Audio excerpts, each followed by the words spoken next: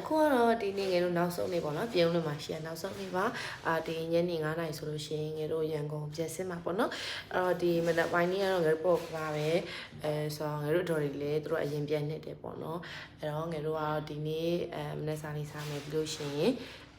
ဘေးသွားရင်ကောင်းလဲတော့မသိဘူးတစ်ချက်တိုင်နေလိုက်ပဲပေါ့နော်အဲ့တော့ဘယ်လိုလဲဒီနေ့နောက်ဆုံးရက်လေးမှာဘာတွေလုပ်လဲပေါ့အဲ့ဒီလိုက်ကြည့်ပေးပါတတကဲအခုကတော့မနက်စာသူစားမယ်ပေါ့နော်လိုက်ခဲ့ပါတုတ်လေးနဲ့သွားနေပါတယ်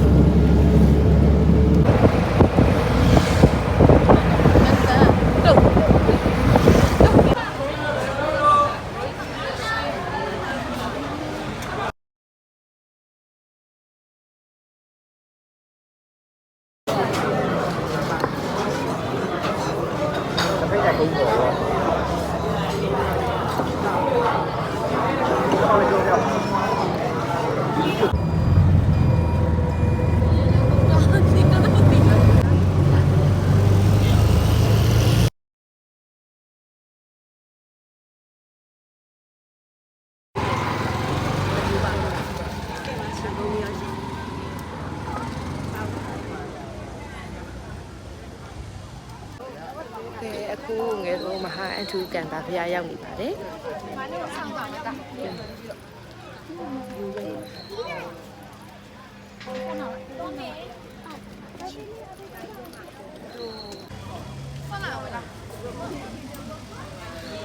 တက်ဘူးလို့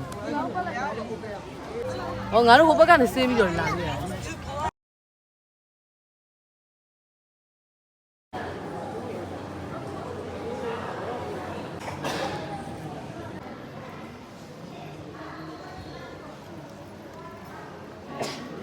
အခုတော့ငယ်တို့မဟာအန်ထူကန်တာဖျားဖူးပြပါပြီအခုနောက်တနေရာဆက်သွားပါမယ်လိုက်ခဲ့ပါ